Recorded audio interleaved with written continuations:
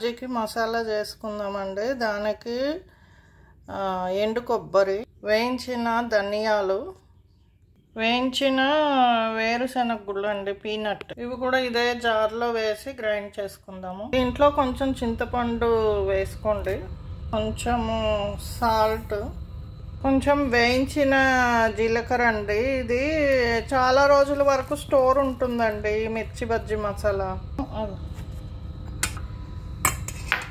మనం ఈ విధంగా మసాలా గ్రైండ్ చేసి పెట్టుకోవాలండి.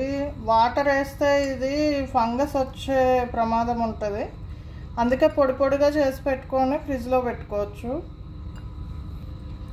ఇప్పుడు ఈ విధంగా మిర్చిలోకి స్టఫ్ చేసుకోవాలండి. మిర్చి బజ్జీకి మనము ఈ విధంగా మనం బజ్జీలు ఇందులో వేసుకోవాలండి, అంతే. మిర్చి బజ్జీ స్టఫింగ్ కోసము సాల్ట్,